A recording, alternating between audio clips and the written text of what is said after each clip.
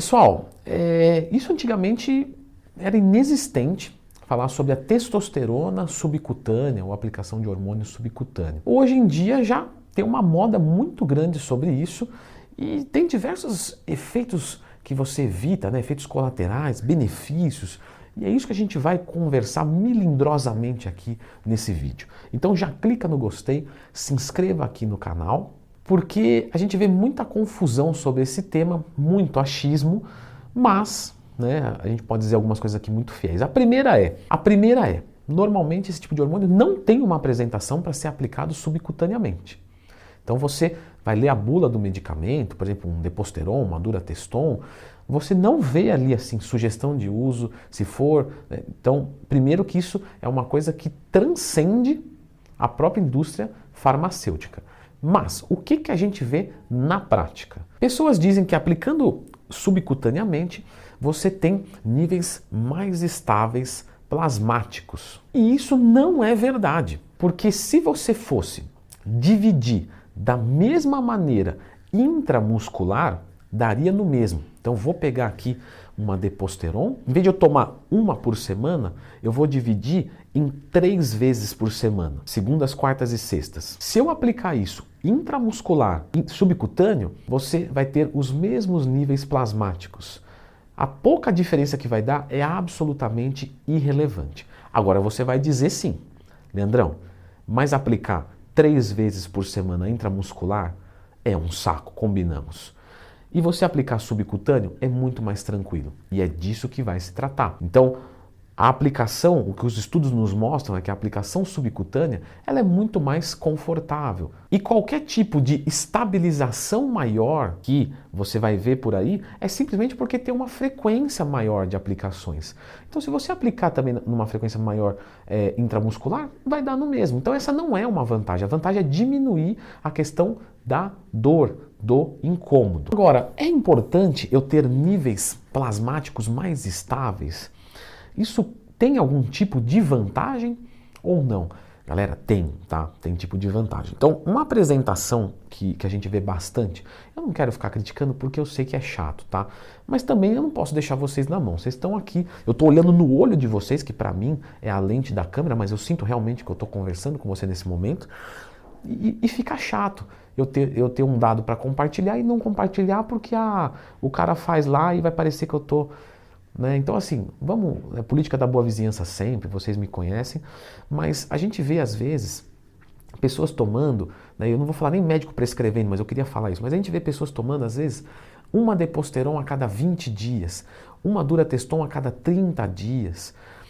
Galera, esse tipo de uso muito espaçado, desrespeitando a meia-vida das drogas, causa um efeito que a gente chama de gangorra.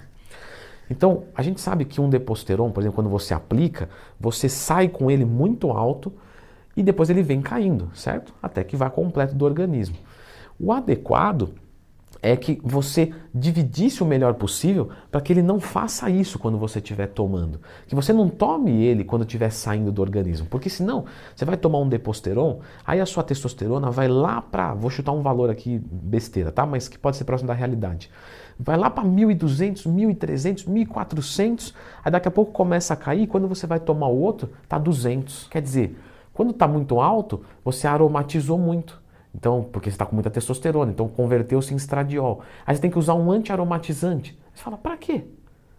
Era simplesmente melhor eu dividir. Porque ao invés de ir lá para 1.400 e depois para 200, depois de 20 dias eu vou aplicar outro, se eu dividisse ele em 3, pelo menos, uma vez por semana, ficaria ali com 500 direto. Tá, teria pequenas variações, é óbvio, porque quando aplica sobe um pouquinho. Agora, essa variação muito grande, quando a testo está muito alta, você vai experimentar colateral de testo alta.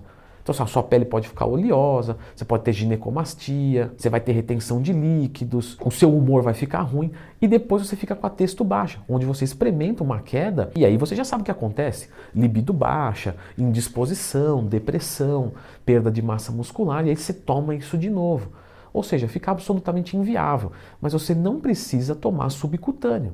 Você pode tomar intramuscular, você só tem que dividir um pouco melhor. Temos um estudo com transgêneros, um estudo de 2017, de McFarland, que fez a aplicação de testosterona uma vez por semana subcutâneo. E a conclusão ali desse artigo, nessa parte que interessa pra gente, é que a aplicação subcutânea, aplicado uma vez por semana, ficou com um nível sérico bem estabilizado. Da mesma maneira de que quando foi aplicado intramuscular. Então aqui, através desse estudo, nós temos claramente a resposta que aplicando subcutâneo ou intramuscular é a mesma resposta em termos de níveis plasmáticos. Então isso é um dado muito claro para a gente. Mas muitos, quando vão fazer um TRT, uma terapia de reposição hormonal, com o cipionato de testosterona, com o deposteron, que é muito utilizado para isso, fazem a aplicação a cada 2, 3 semanas. Então uma quantidade de nível de testosterona para TRT é mais ou menos 50, 70 miligramas por semana. O deposteron tem 200. Então se você divide 200 por mais ou menos 70, dá mais ou menos a cada 3 semanas. Então você toma uma, dali 21 dias toma outra. Só que aí acontece essa gangorra muito grande e que deixa a pessoa que está tomando muito desconfortável. Então seria mais adequado dividir pelo menos uma vez por semana. Só que isso se torna chato, porque aí você tem que aplicar uma vez por semana. Aí a pessoa fala, poxa, eu vou tomar uma injeção por semana, sendo que eu poderia tomar uma a cada 3. Só que o resultado na prática é outro. Você vai ter muito mais qualidade de vida usando uma vez por semana do que uma a cada 3 ou 4 semanas. No caso dos fisiculturistas, que tomam doses muito maiores do que o nosso corpo produz e tem uma finalidade específica e vai fazer efeito colateral, e eles estão cientes disso, então aplausos para eles que trocam saúde para nos dar um show. Eles normalmente vão tomar uma dose muito grande. É muito comum você ver, por exemplo, tomando 400, 600, 800 miligramas de testosterona na semana, até mais, tá? Se você não é fisiculturista e tomar isso, você vai se dar mal pra caramba, tá? Porque você não tem condicionamento para isso. Ninguém tem, nem eles. Mas você tem muito menos. Então, quando você vai tomar uma dose tão alta assim, se você tomar uma vez por semana, acontece a mesma coisa.